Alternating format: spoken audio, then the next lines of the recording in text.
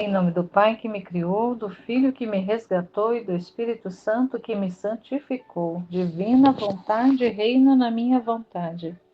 Ó minha mãe, eu te amo e tu me amas, dá-me um gole da divina vontade para minha alma. Me abençoa, Mãe, para que todas as minhas ações sejam feitas diante de vossos olhos maternais.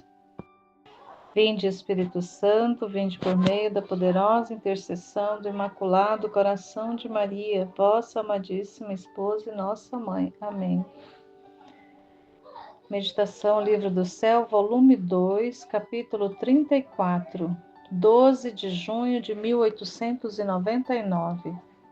O próprio Jesus prepara para a comunhão. Esta manhã, tendo de receber a comunhão, estava a pedir ao bom Jesus que viesse ele mesmo preparar-me, antes que viesse o confessor para celebrar a Santa Missa.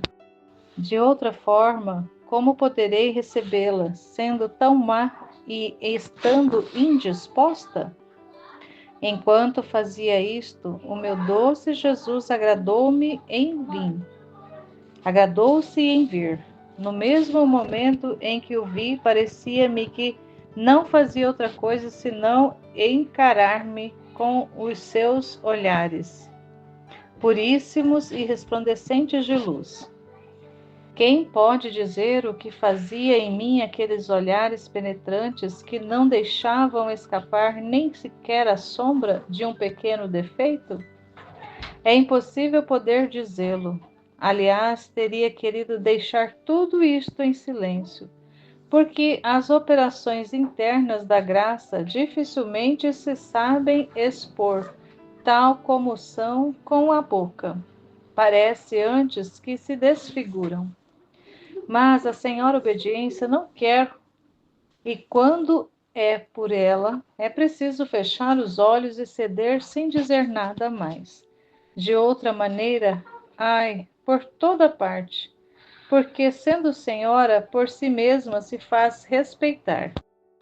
Então continuo a dizer, no primeiro olhar, pedi a Jesus que me purificasse, e assim me parecia que da minha alma se sacudisse tudo o que a assombrava. No segundo olhar, pedi-lhe que me iluminasse, porque em que aproveita a uma pedra preciosa ser pura, se não está resplandecente para atrair os olhares daqueles que a olham? Vão olhar para ela sim, mas com olhos indiferentes. Tanto mais eu, que não só devia ser olhada, mas identificada com meu doce Jesus. Tinha necessidade daquela luz, que não só me tornava a alma resplandecente, mas que me fazia entender a grande ação que estava por realizar. Por isso, não me bastava ser purificada, mas também iluminada. Então, Jesus, naquele olhar, parecia que me penetrava, como a luz do sol penetra o cristal. Depois disto, vendo que Jesus continuava olhando para mim, lhe disse: Amantíssimo Jesus, já que te deleitaste primeiro em purificar-me e depois em iluminar-me, digna-te agora santificar-me, muito mais que devendo receber-te a ti, que és o Santo dos Santos. Não é justo que eu seja tão diferente de ti. Então Jesus, sempre benigno a esta miserável, inclinou-se para mim, tomou minha alma entre seus braços e parecia que com suas próprias mãos toda a retocava. Quem pode dizer o que operava em mim aqueles toques dessas mãos criadoras? Como minhas paixões ante aqueles toques se punham em seu posto. Meus desejos, inclinações, afetos, batimentos e demais sentidos, santificados por aqueles toques divinos, se mudavam em algo totalmente diferente e unidos entre eles, não mais discordantes como antes. Formavam uma doce harmonia ao ouvido, de meu amado Jesus. Me parecia que fossem tantos raios de luz que feriam seu coração adorável. Oh, como Jesus se recriava e que momentos felizes têm sido para mim. Ah, eu experimentei a paz dos santos. Para mim, era um paraíso de contentes. Depois disto, parecia que Jesus vestia a minha alma com a veste da fé, da esperança e da caridade. E no ato mesmo que me vestia, Jesus me sugeria o modo como me devia exercitar nestas três virtudes. Agora, enquanto eu estava fazendo isso, Jesus, enviando outro raio de luz, me fez entender o meu nada. Ah, parecia-me que fosse como um grão de areia no meio de um vasto mar. Qual é Deus? E este pequeno grão ia se perder naquele mar imenso. Mas se perdia em Deus. Depois me transportou para fora de mim mesma, levando-me em seus braços e sugerindo vários atos de contrição de meus pecados. Recordo somente que fui um abismo de iniquidade. Senhor, quantas regras, quantas negras ingratidões tive para ti. Enquanto fazia isto, olhei para Jesus e tinha a coroa de espinhos na cabeça. Estendi-lhe a mão e tirei-a, dizendo: Dá-me os espinhos, ó Jesus. Eu sou pecadora. A mim me convém os espinhos, não a ti, que és o santo. O Senhor, que és o justo, o santo. Assim, Jesus mesmo a cravou sobre minha cabeça. Depois, não sei como, de longe vi o confessor. Em seguida, pedi a Jesus que fosse preparar o confessor para poder recebê-lo na comunhão. Então, parecia que Jesus ia com ele. Depois de um pouco, ele voltou e me disse: Quero que seja o modo de tratar entre eu e você e o confessor. E assim também quero dele, que te olhe e trate contigo como se fosse outro eu. Porque sendo uma vítima como fui eu, não quero diferença alguma. E isto para fazer que tudo seja purificado, e que em tudo resplandeça só o amor. Eu disse-lhe: Senhor, isto parece impossível, que possa tratar com o confessor como faço contigo, especialmente quando vejo a instabilidade. E Jesus: No entanto, é assim, a verdadeira virtude, o verdadeiro amor, tudo faz desaparecer, tudo destrói, e com uma maestria que encanta, em todo o seu agir, não faz resplandecer outra coisa que só Deus, e tudo olha em Deus. Depois disto veio o confessor para chamar-me à obediência e assim celebrar a Santa Missa, e por isso terminou. Então ouvi a Santa Missa e recebi a comunhão. Quem pode dizer a intimidade que houve entre Jesus e eu? É impossível poder expressá-la. Não tenho palavras para me fazer entender.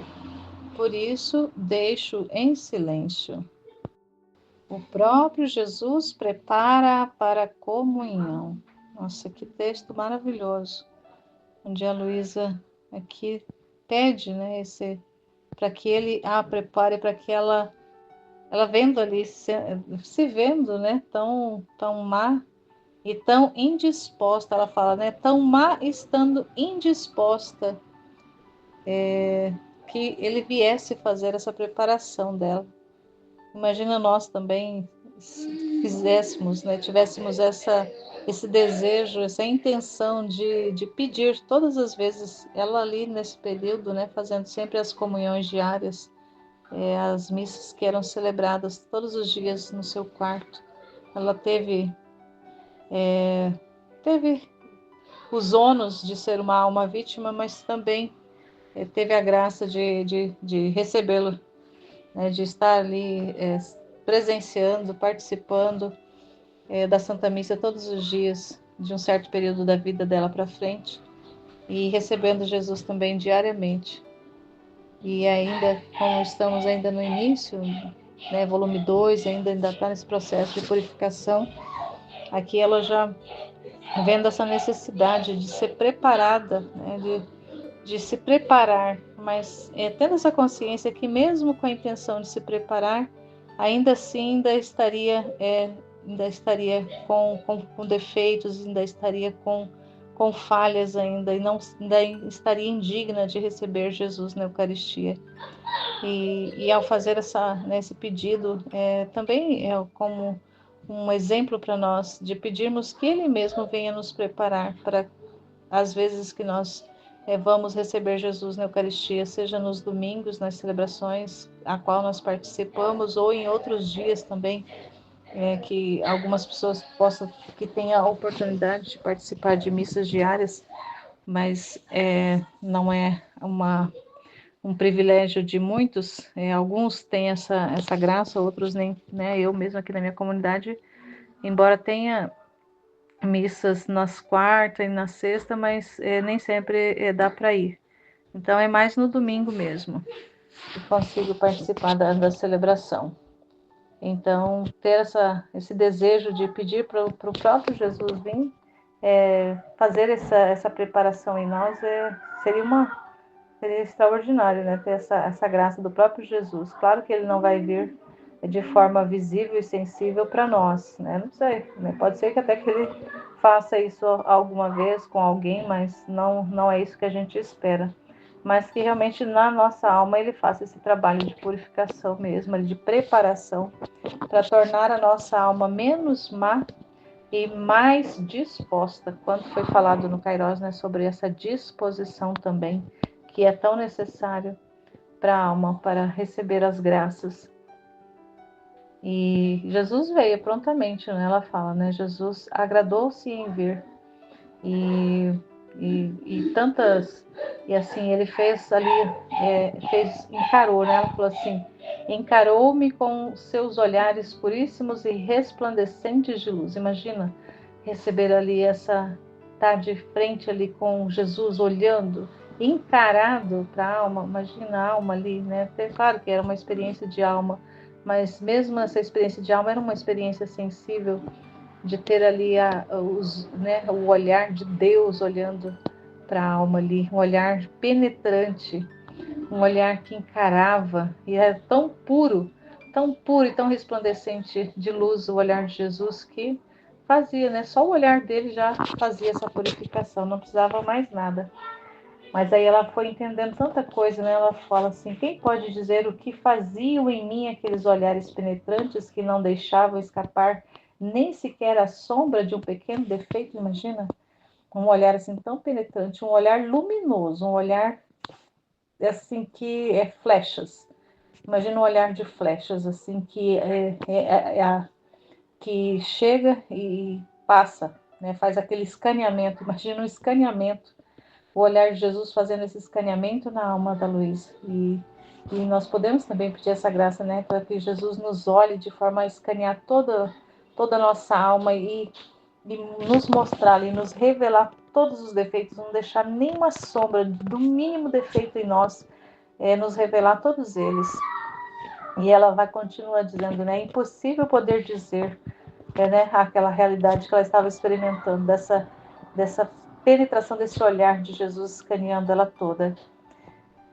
Aliás, teria querido deixar isto em silêncio. Então, é uma realidade ali tão alta de essa experiência mística que ela teve, e que por ela mesma ela não falaria nada, mas ela, por obediência, ela era obrigada a colocar, né, a expressar, né, essa comunicação, porque ali era um momento de comunicação. E também uma coisa que foi falado muito no Kairos, a necessidade que Deus tem, e Deus quer se comunicar, Deus palavra, Deus verbo, quer se expressar, quer se comunicar, quer dar vida à sua voz. E como ele não está mais na sua humanidade na Terra, é a nossa humanidade, ele deseja a nossa humanidade para dar voz para essa palavra, para dar voz para ele, para poder ele se expressar, para ele se comunicar. Imagina ali, a Luísa estava sendo esse canal de comunicação de Deus. Só nesse olhar já comunicava tanta coisa para ela, e ela teve que, na obediência, expressar isso no papel, para que isso hoje chegasse ao nosso conhecimento. Então, nós somos imensamente gratos por ela ter obedecido e ter colocado no papel essas informações tão preciosas para nós.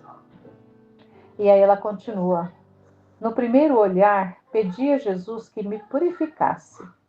Então ele estava olhando para ela. Então ela pediu ali, no primeiro olhar, que ele fizesse essa purificação. Então, assim me parecia que da minha alma se sacudisse tudo o que a assombrava. Então imagina, ali, aquele primeiro olhar de purificação, parece que dava aquela sacudida, aquela balanceada, aquela mexida e fazia com que tudo fosse, saísse. Tudo aquilo que estava assombrando a alma dela fosse remexido e fosse vindo à luz, fosse trazido à luz. No segundo olhar, ela pediu que ele a iluminasse, porque ela fala, né? Porque em que aproveita uma pedra preciosa ser pura se não está resplandecente para atrair os olhares daqueles que a olham? Então, ela pediu que não só fizesse essa purificação, mas que tornasse a alma dela luminosa, pudesse iluminar, não só em relação a se tornar a alma dela brilhante, mas essa luz também, sempre essa luz nos remete conhecimento, informação, e trazer esses conhecimentos, essas manifestações. Então, o que adianta, né, uma pedra ser pura se ela não for luminosa, se ela não for ali tornada expressa, se ela não pudesse, algo que vai expressar, não é a pureza da pedra que vai torná-la, que vai fazer essa comunicação, mas é a luz que vai, né, do brilho da pedra que vai torná-la torná-la visível e vai comunicar ela para as demais pessoas. Então as pessoas vão vão conhecer a pedra pela luminosidade dela, pelo brilho dela. Então por isso ela pediu para que ele a iluminasse. Então é importante isso para nós também. Aí ela continua. E ela faz essa constatação, né, que ela precisava dessas características, não só da pureza, mas da luminosidade, da iluminação, porque ela devia ser olhada e identificada com o doce Jesus. Então, esse processo ali que ela estava de fazer os escritos, de colocar no papel essas manifestações, ela precisava aparecer uma alma luminosa, uma alma pura. Não podia ser qualquer alma, né? Então ela tinha esse desejo de fazer isso, né? De ser para Jesus uma alma luminosa, claro que é ele, e uma alma pura. E aí ela continua aqui também, né? Mas que me fazia entender a grande ação que estava por realizar. Então ela tinha consciência, né, do trabalho, da missão que ela tinha por fazer. Então por isso precisava desses benefícios na alma dela. Por isso não me bastava ser purificada, mas também iluminada. Então Jesus, naquele olhar, parecia que me penetrava como luz do sol penetra o cristal. Então, essa luz que ele emitiu dos olhos dele, parece que era como se fosse um cristal. Então, o cristal, quando a luz é refletida nele, a luz passa pelo cristal, né? O cristal não retém a luz, ela passa por ele. Então ela sentiu ali transpassada por essa luz dele, como um cristal. É como se ela fosse ali totalmente transparente. Depois disso, vendo que Jesus continuava olhando para mim, lhe disse. Então imagina, Jesus não tirava o olho dela. Ela disse: amantíssimo Jesus, já que te deleitaste primeiro em purificar-me e depois em iluminar, digna-te agora santificar-me, muito mais que devendo receber-te a ti, que és o santo dos santos, não é justo que eu seja tão diferente de ti. Então, olha que oração mais linda, que pedido lindo, que ele a santificasse para que ela realmente fosse ali esse tabernáculo para recebê-lo de forma digna.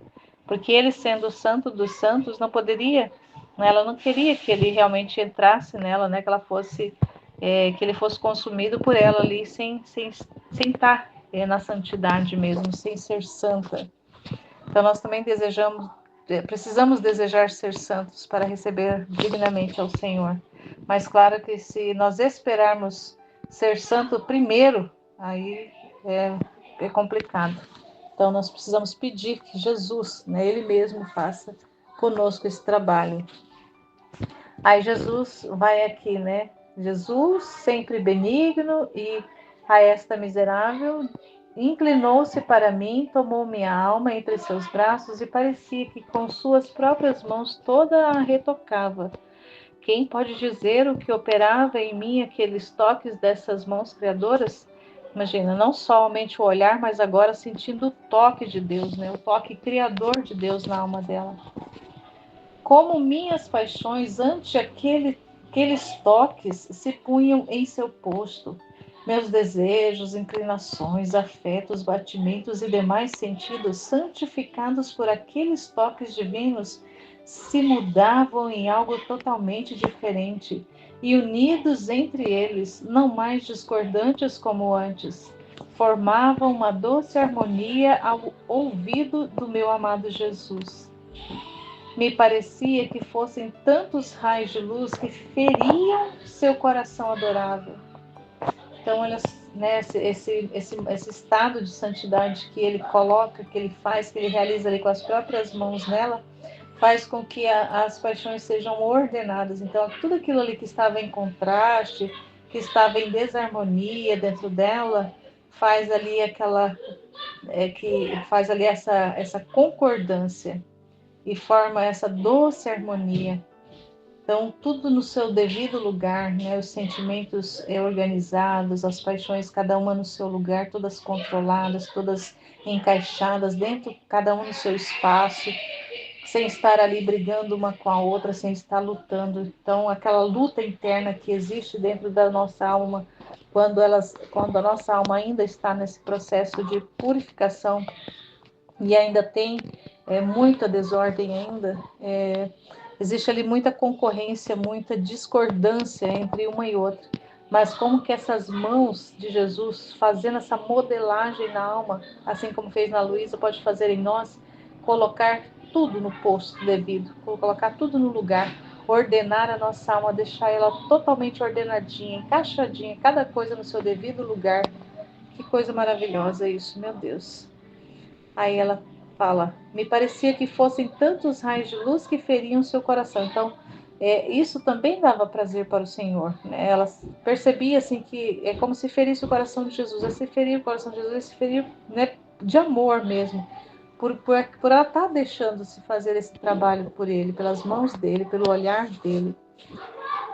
Eu experimentava uma paz dos santos. Para mim era um paraíso de contentes. Então, imagina, essa realidade do céu na terra que a alma experimenta quando ela se deixa ser modelada, quando ela se deixa ser conformada, quando ela se abandona nas mãos de Deus para que Ele faça, para que Ele realize, para que só a vontade dele opere na criatura.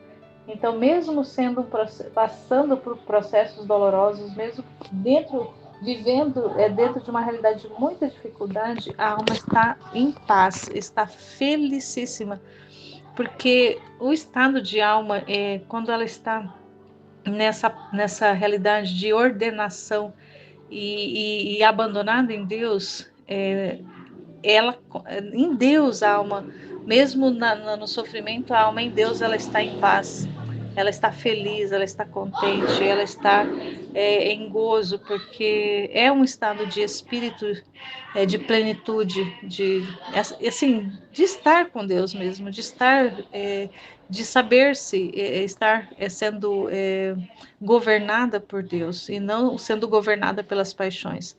O que deixa o ser humano totalmente doente assim, nessa questão toda de, de tristeza, de instabilidade, de humor, de várias realidades que acontecem com o ser humano é porque a alma está nessa, né, nessa desordem e não está se deixando trabalhar, se deixando ser tocada, purificada, iluminada e santificada por Deus, assim como a Luísa passou por esse processo. Então nós precisamos ter esse desejo, essa intenção e essa docilidade de deixar Deus fazer, para experimentar também, ainda na terra, não só momentos de felicidade dos santos, né, nessa paz dos santos, mas ser de forma contínua, mesmo diante das dificuldades e dos sofrimentos. A alma está sempre na paz, a alma está sempre gozando dessa paz, dessa felicidade dos santos. Depois disto, parecia que Jesus vestia a minha alma com a veste da fé, da esperança e da caridade, e no ato mesmo que me vestia, Jesus me sugeria o modo como me devia exercitar nestas três virtudes. Agora, enquanto eu estava fazendo isto, Jesus, enviando outro raio de luz, me fez entender o meu nada. Parecia-me que fosse como um grão de areia no meio de um vasto mar qual é Deus. E este pequeno grão ia se perder naquele mar imenso, mas se perdia em Deus. Depois me transportou para fora de mim mesma, levando-me em seus braços e sugerindo vários atos de contrição de meus pecados. Recordo somente que fui um abismo de iniquidade. Senhor, quantas negras ingratidões tive para contigo. Então, nesse trabalho, nessa iluminação aqui, ela percebe ali que, né, tem essa impressão de que o Senhor a reveste com as três virtudes teologais e vai sugerindo, né, para ela ali atos que ela deve fazer, práticas que ela deve exercer para poder, em relação a essas três virtudes, e vai enviando raios de luz. Esses raios de luz que ela fala são informação, são os conhecimentos, Jesus comunicando para ela através do conhecimento como que é. Então, sempre essa luz, ela remete conhecimento. Então, ele ia dando para ela o conhecimento de como ela deveria se comportar, o que ela deveria fazer, como que deveria ser as atitudes dela, para poder que essas virtudes realmente fossem exercitadas e crescessem dentro dela, crescessem, a alma dela pudesse ali ser planificada dessas três virtudes, que são o próprio Deus, né? Essas três virtudes teologais é o próprio Deus, né? A fé é Deus, a esperança também, o amor também são essências de Deus, né? É Deus por essência essas virtudes que ele comunica para a alma. Então ela sentiu ali como se fosse uma vestimenta, como se Deus estivesse vestindo. E assim também nós devemos desejar profundamente que a nossa alma seja vestida, não só revestida, mas vestida mesmo com essas virtudes que são virtudes do próprio Deus, são virtudes dele próprio. E só que aqui, né, a gente sabe que nesse volume a Luísa está ainda nesse processo de purificação. É um momento que o Senhor ainda está trabalhando nela a santidade das virtudes. Então, por isso que fala muito de virtudes. Então, ele vai trabalhar bastante virtudes até o volume 10. Trabalha bastante essas virtudes nela. Então, para depois ir comunicando as verdades do Fiat, primeiro ele está fazendo esse trabalho. Então a gente vai compreendendo isso, que nós que já estamos avançando nesse processo de conhecimento das manifestações das verdades do Fiat, que o Senhor vai nos comunicando nos estudos, nas meditações, nos diálogos, nas conversas, nessa interação com Deus, nessa vida com Deus. Essas virtudes elas já foram lá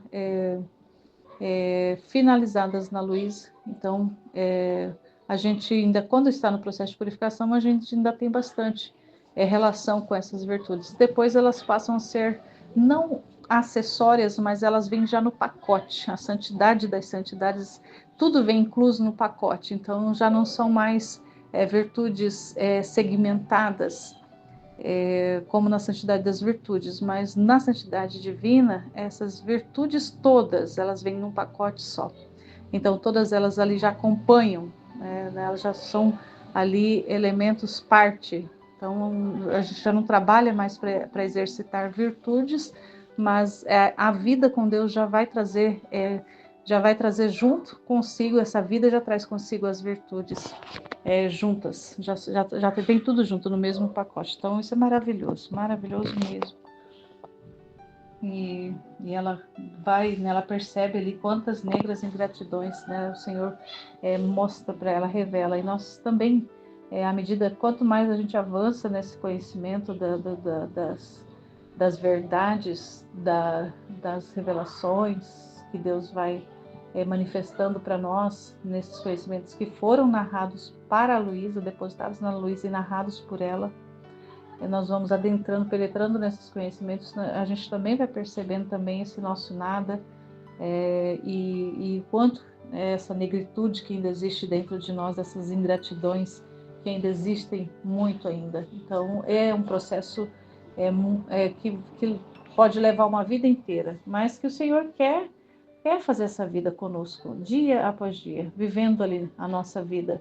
E Ele vai nos revelando à medida que Ele queira e à medida também da nossa disposição, porque esse é um ponto-chave nesse conhecimento e nesse crescimento da santidade divina, é a disposição da alma. Então nós precisamos ter disposição, abertos para tudo que o Senhor quiser nos comunicar, aberto, disponível 100%.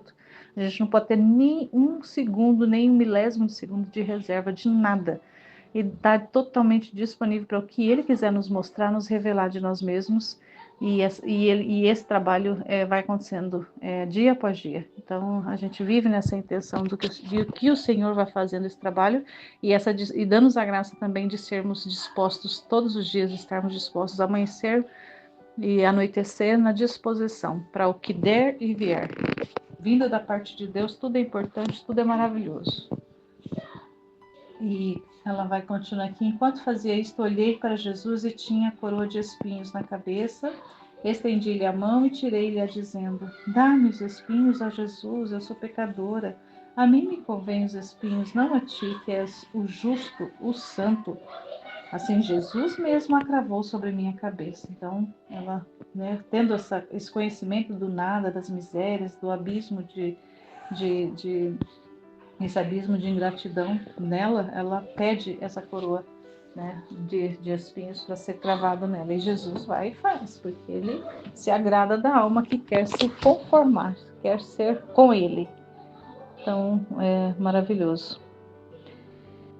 Assim Jesus mesmo a cravou sobre minha cabeça. Depois, não sei como, de longe viu o confessor. Então ela vai falar a respeito do confessor, porque ela viu ele, e aí ela pediu também para Jesus fazer esse processo de preparação dele também, porque ele presidia a celebração, era através das mãos dele, do ministério dele, que Jesus vinha e se transubstanciava no pão e no vinho, mas o sacerdote também comunga, né? E então ela pediu isso para Jesus, para que ele também fosse preparado, né? Que Jesus também o preparasse.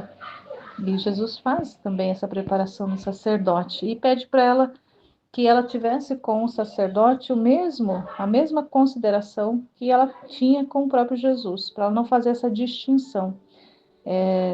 Quando ela tratasse com o sacerdote, para ela ter ali o sacerdote como se fosse Jesus mesmo. Então, que ela não olhasse o sacerdote como sendo uma pessoa distante e que tivesse ali simplesmente só para fazer esse trabalho de ser ali o confessor, o orientador dela, não, né? Mas que ela realmente o visse como se estivesse mesmo tratando ali, como se estivesse tratando com o próprio Jesus.